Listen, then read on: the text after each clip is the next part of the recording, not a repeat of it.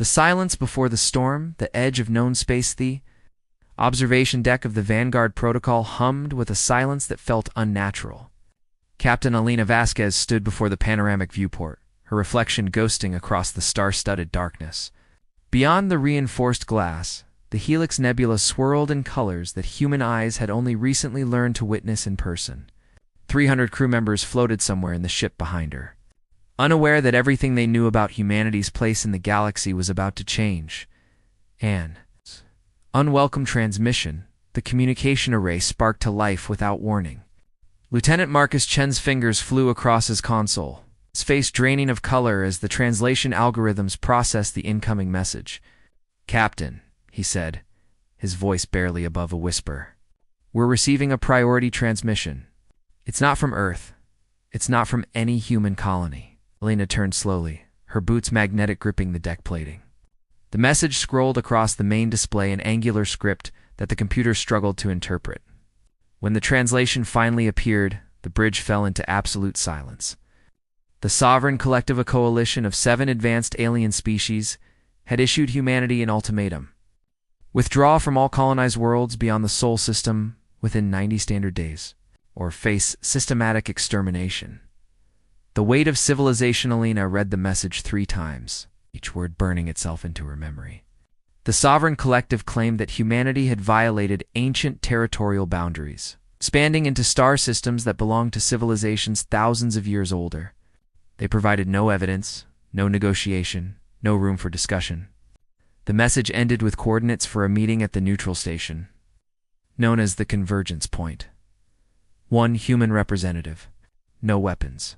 No fleet support. Alina looked at her crew, seeing fear and confusion reflected in their eyes. Humanity had spent 2 centuries reaching for the stars, establishing 17 colonies across 12 systems. Millions of people called those distant worlds home. Children had been born under alien suns, never knowing Earth except through stories and archived footage. Now, some invisible council of ancient species demanded they abandon everything. A captain's decision, called an emergency briefing in the war room. The holographic display materialized above the conference table, showing the strategic map of human-controlled space. Commander James Okafor, the ship's tactical officer, stood with his arms crossed, jaw clenched. Dr. Yuki Tanaka, chief science officer, analyzed the alien script with narrow eyes. Diplomatic liaison Robert cross-paced the perimeter like a caged predator. "This is a test," Cross said finally. "They want to see if we'll roll over. Show weakness now, and we'll be fighting for survival within a generation." Kofor shook his head. "We're outgunned. Intelligence suggests the collective has technology centuries beyond ours. Their smallest warship could glass an entire planet." Lena raised her hand for silence. The room obeyed instantly. "Ghosts of the past, my grandfather survived the resource wars," Alina said quietly. "He told me stories about when the Brazilian Amazon was burning, when half of Asia had turned to desert. When humanity stood on the edge of extinction because we couldn't agree on anything." She walked around the table, meeting each officer's eyes. "We learned something in those dark years. We learned that humans don't surrender. We adapt. We improvise. We find ways to win when every logical calculation says we should lose." Dr. Tanaka pulled up historical files on the display. The Battle of Jakarta, the Sahara Reclamation, the Antarctic Exodus. Moments when humanity faced impossible odds and somehow clawed its way back from the brink.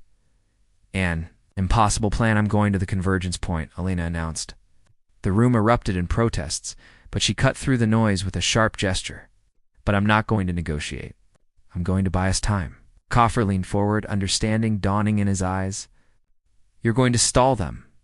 Make them think we're considering their demands while we prepare." Alina nodded. "The collective thinks we're children playing with toys we don't understand. They think we'll panic, fracture, make emotional decisions. They're watching us right now, expecting chaos." She brought up the personnel files of humanity's best strategic minds scattered across the colonies. Admiral Sarah Chen on New Terraform. General Marcus Webb on Kepler Station. Dr. Elias Ramirez, the physicist who'd cracked faster than light travel. Send encrypted messages to these people. Use the old quantum channels, the ones we thought were obsolete. If the collective is monitoring our standard communications, they won't see these. The first move Cross worked his console, establishing secure connections to Earth's unified command. What are you planning, Captain? Alina smiled, but there was no warmth in it. I'm planning to show the Sovereign Collective why humans survived when every predator on Earth wanted us dead. Why we built cities in deserts, grew crops in frozen tundra, and sent ships across oceans without knowing what waited on the other side. The Vanguard Protocol began plotting a course to the convergence point. Outside, the stars wheeled slowly, indifferent to the drama unfolding among the species that lived in their light. Alina Vasquez took one last look at the Helix Nebula, committing its beauty to memory. Somewhere in the darkness, 7 alien species waited, confident in their superiority and certain of humanity's compliance. They had miscalculated. Asterisk the convergence point arrival. At neutral ground, the convergence point materialized through the viewport like a jewel floating in the void. The massive station existed in a region of space claimed by no species. A geometric marvel of interlocking rings and crystalline spires that caught starlight and refracted it into impossible colors. Elena's shuttle approached slowly, flanked by warning beacons that pulsed in languages both familiar and alien.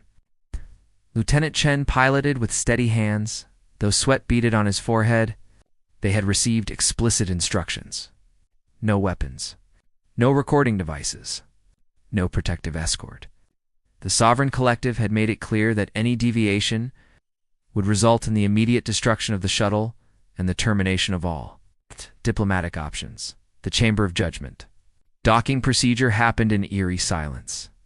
Mechanical arms guided the shuttle into a berth that seemed designed for vessels of wildly different configurations. When the airlock cycled open, Alina stepped into an atmosphere that her suit sensors confirmed as breathable, but slightly wronged the oxygen content higher than Earth standard. The pressure slightly elevated. A synthetic voice echoed through the corridor, speaking flawless English with no discernible accent. Captain Alina Vasquez. Proceed to Chamber 7. You will meet the representatives of the Sovereign Collective. The corridor stretched ahead. Walls made of some translucent material that seemed to shift between solid and liquid states. Alina walked alone, her footsteps echoing with a hollow sound that reminded her of cathedral acoustics. 7 faces of Power Chamber 7 opened before her like the mouth of some cosmic beast. The room was circular, dominated by 7 platforms arranged in a perfect arc. Upon each platform stood a representative of the collective's member species. Elena's breath caught despite her training. The Krell stood tallest, an insectoid being with multiple limbs and compound eyes that glittered like fractured diamonds.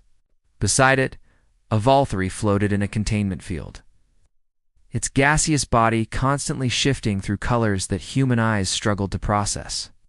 The Ixion representative resembled a crystalline statue, translucent and faceted with light pulsing through its interior like captured lightning.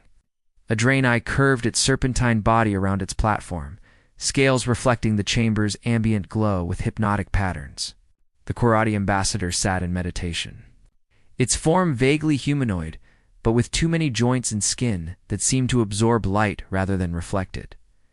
Ancient and arrogant, the 6th representative belonged to the Helion ascendancy.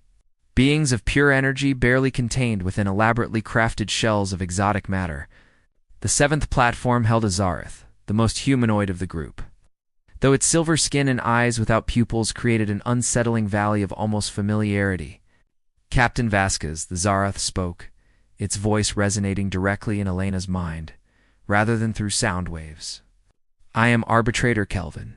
We represent the sovereign collective civilizations that have navigated the stars for over 50,000 of your years. Alina stood straight, refusing to show intimidation. I represent humanity. We've been spacefaring for only 2 centuries, but we learn quickly. The Krell's mandibles clicked in what might have been amusement. Its translated voice emerged from hidden speakers. Learning and wisdom are not the same, young species. You have expanded into territories marked as restricted for longer than your entire evolutionary history. The history lesson.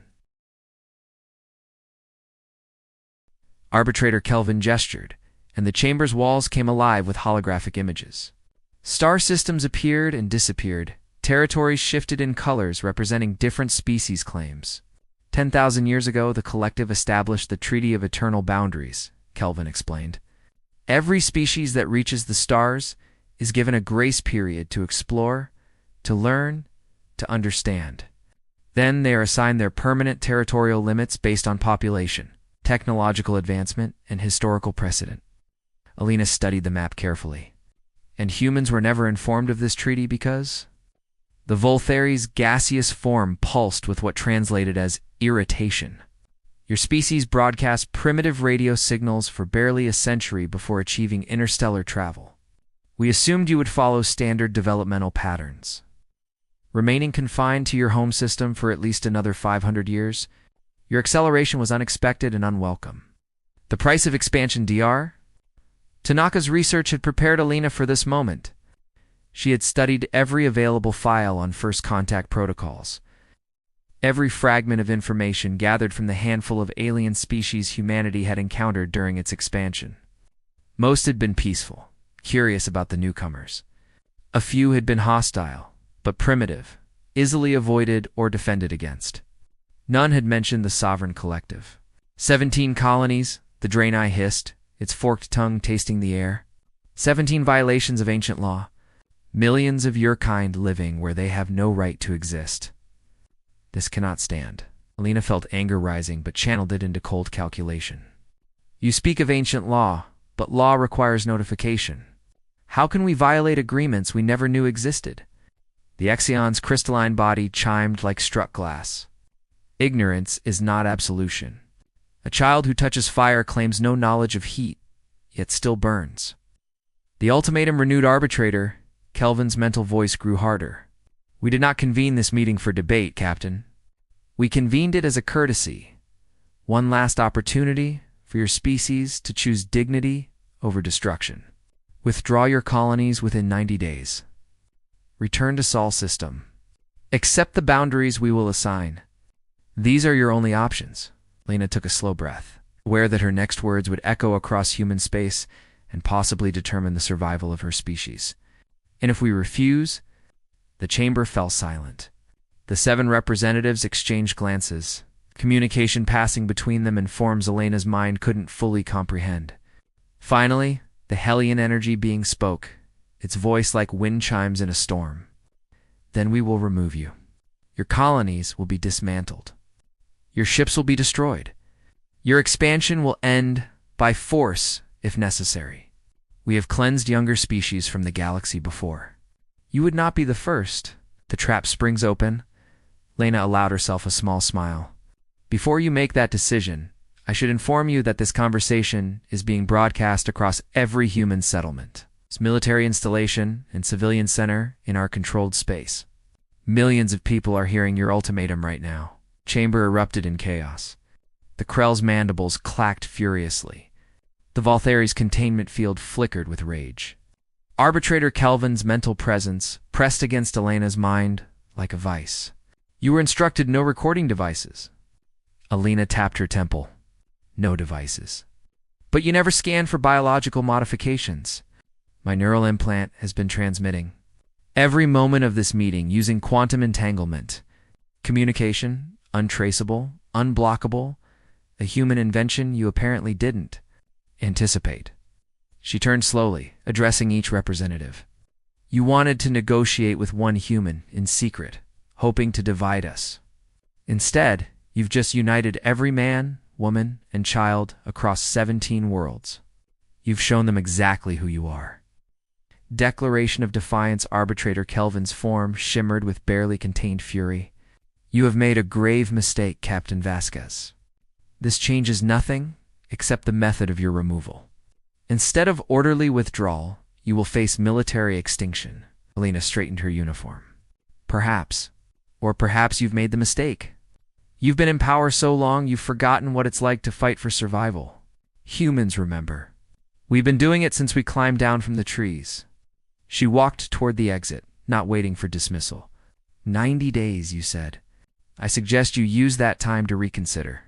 Because if you come for us, you'll discover why Earth's most dangerous predator wasn't the lion or the bear. It was the primate who learned to sharpen sticks and refused to accept the natural order. The chamber doors opened, and Elena Vasquez walked out, leaving 7 ancient species to contemplate what they had just unleashed. Asterisk. The Council of War emergency session, the unified command center on Earth, thrummed with controlled chaos. Located deep beneath the Rocky Mountains, the facility had been built during humanity's darkest hours, when nuclear annihilation seemed inevitable. Now it housed the greatest collection of military and scientific minds humanity had ever assembled. Admiral Sarah Chen stood at the head of the circular command table, her silver hair pulled back severely, her eyes reflecting decades of strategic experience. Around her sat the Joint Chiefs, colony governors via holographic projection, and civilian leaders whose worlds now faced extinction. Elena's transmission from the convergence point had changed everything. Faces of determination. As Marcus Webb paced behind his chair, his massive frame unable to remain still. The veteran of 3 colonial conflicts had never faced an enemy with technology, centuries beyond human capability. Dr. Elias Ramirez sat quietly, his fingers steepled, his brilliant mind already working through impossible equations. Governor Patricia Yoon of New Terraform spoke first, her holographic image flickering slightly from the light years of distance. We have 14 million people on my world alone. Evacuation isn't possible in 90 days. We'd need every transport vessel humanity possesses running continuous shuttles, and even then we'd only save a fraction. Governor Chen of Kepler Station nodded grimly. My population is smaller, but we're a mining colony. Our entire infrastructure is built into asteroid habitats. We can't just pack up and leave. This is our home. The mathematics of survival, Dr. Ramirez finally spoke, his voice carrying the weight of terrible calculations. I've run the simulations. If the sovereign collective has technology even 50 years beyond ours, conventional warfare is suicide. Their shields would deflect our most powerful weapons. Their propulsion systems would allow them to strike anywhere, anytime, with impunity. A single collective warship could reduce Earth to molten slag in hours. The room fell silent, the enormity of the threat crushing down on everyone present. Admiral Chen leaned forward, her hands flat on the table. Then we don't fight conventionally. Elena bought us time by broadcasting that meeting. The collective expected fear and division. Instead, recruitment centers across all 17 colonies are overwhelmed. Production facilities are converting to war materiel. Every human with technical knowledge is volunteering. General Webb stopped pacing. Volunteers don't win wars against superior technology. Strategy does. Tactics do. We need advantages they don't expect. Hidden strengths, Dr. Ramirez pulled up a holographic display showing the collective's known territories. The sovereign collective has been in power for 50,000 years. That's their weakness. They're bureaucratic, cautious, bound by ancient traditions and treaties. They move slowly because nothing has threatened them in millennia. He highlighted several systems. But humans? We went from wooden sailing ships to moon landings in less than 500 years. From propeller aircraft to faster-than-light travel in 3 centuries, we compress innovation timelines that would take other species thousands of years. The collective sees this as recklessness. I see it as our greatest weapon. Commander Li Zheng, head of Special Operations, spoke from her position at the far end of the table. Are you suggesting guerrilla warfare? Hit-and-run tactics. Ramirez shook his head. I'm suggesting something they won't anticipate because it requires a psychological profile they don't understand. Humans don't just adapt to survive. We weaponize adaptation itself. The Prometheus Protocol. Admiral Chen activated a secure file that appeared above the table with crimson warning indicators. 3 years ago, a black site research facility completed a project so dangerous we classified it above top secret. We called it the Prometheus Protocol. The hologram showed schematics for technology that seemed to blur the line between science and impossibility. It's a quantum manipulation device that can create localized spatial anomalies. In theory, it could teleport matter across interstellar distances without using conventional FTL travel. The problem is, It's catastrophically unstable. Every test resulted in either complete failure or violent energy releases equivalent to tactical nuclear weapons. General Webb stared at the schematics. And you're suggesting we weaponize the failures?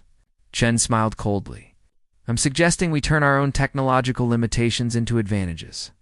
The collective expects us to fight with ships and missiles. They've built defenses against conventional warfare. But what if we don't fight conventionally? Unconventional warfare DR. Ramirez expanded on the concept, his excitement building. Prometheus devices could be deployed near collective installations. Even if they fail to teleport properly, the energy releases would be devastating. And because they operate on quantum principles the collective might not fully understand, their shields might not stop them. Governor Yoon's hologram leaned forward. You're talking about turning our entire species into a guerrilla force. Every colony, every station, every ship becomes a potential threat. Commander Zhang nodded approvingly. Asymmetric warfare. It's how humans have won against superior forces throughout history. The American Revolution, the Viet Cong, the Afghan resistance. Smaller, weaker forces defeating empires through unpredictability and determination. Admiral Chen brought up deployment scenarios. We have 17 colonies. That's 17 staging grounds for operations the collective won't anticipate. We evacuate non-combatants to hidden locations in deep space. Everyone who stays becomes part of the resistance. The volunteers' General Webb pulled up personnel files. Faces appeared on the holographic display, thousands of them, spanning every human world. These are the first wave of volunteers.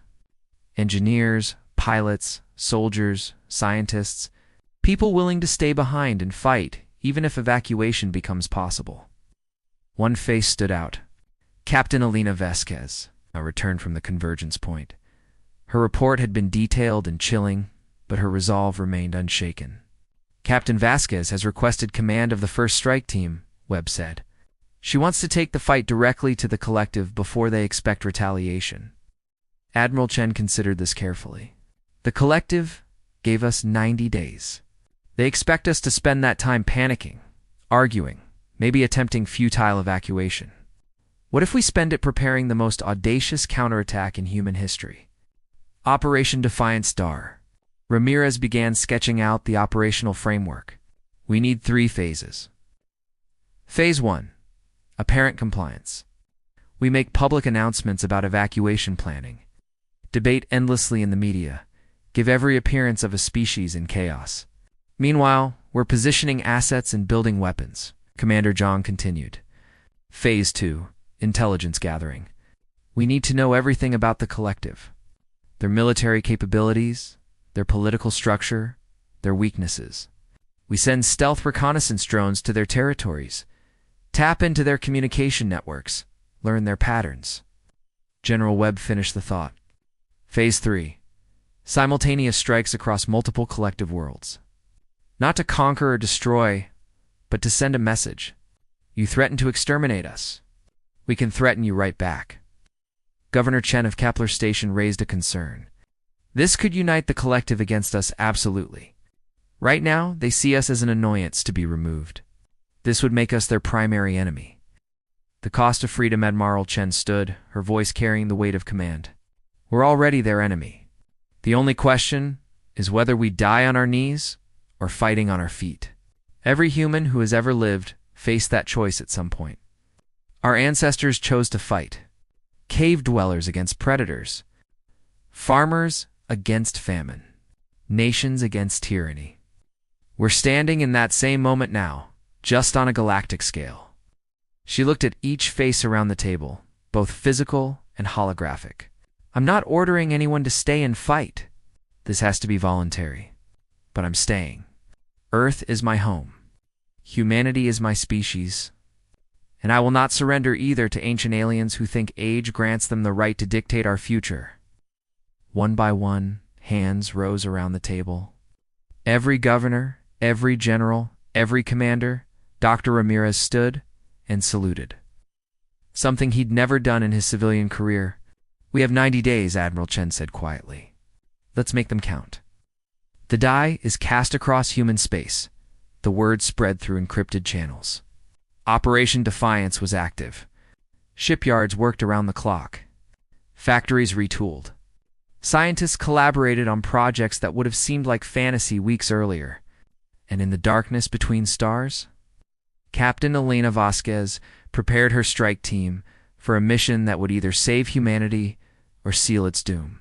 The Sovereign Collective had issued their ultimatum, expecting submission. They were about to discover that humans had a different response to threats. They called it defiance. They called it courage. They called it the stubborn, beautiful refusal to accept that anything was impossible. In 90 days, the galaxy would learn what that meant. The war had not yet begun, but its opening moves were already in motion, and humanity had just seized the initiative.